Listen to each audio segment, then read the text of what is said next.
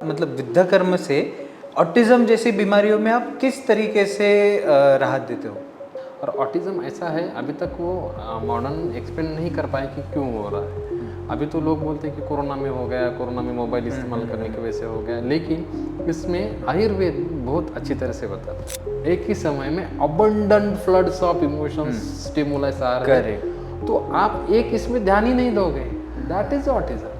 Specially MMR vaccine जो है, जो उसके देने के बाद ही ये ऐसा हो रहा है, ऐसा समझ में आता है। हाँ, तो उससे होता है नहीं होता, ये तो रिसर्च की बात है, वो कोई रिसर्च करता नहीं उनके ऊपर कि इनमें अगर जाना है आपको मानस विकार में, तो एक बच्चा ठीक होने तक 1 साल जाता है, 1 या 1.5 साल जाता है। ऐसे कम से कम 20 बच्चे देखो आप, तब आप एक प्रैक्टिस में कर सकते हो। इसी के साथ बहुत सारे बच्चों में अभी बचपन से कर्णबाधिर्य या डेफनेस, ये बहुत बच्चों में आने वाली एक बीमारी है।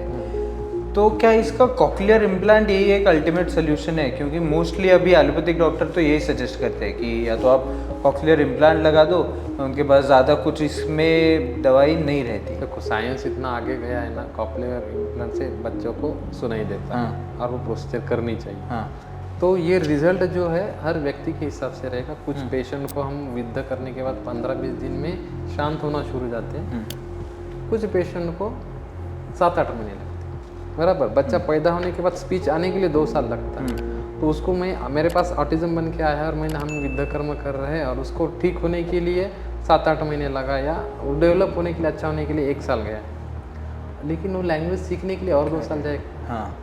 तो इनको ऑब्जर्व करना पड़ता है 10-10 साल। राइट। सीए के पेशेंट्स में अग्निकर्म करना चाहिए क्या? और करना है तो उनका क्या प्रत्याख्यान करके अग्निकर्म करे कि कैसे विचार करें? रेडिएशन अग्निकर्म का ही रूप है। क्यूरेटिव ट्रीटमेंट बोल के कैंसर में अग्निकर्म, ये टॉपिक डिस्कस करने जैसा है ही नहीं।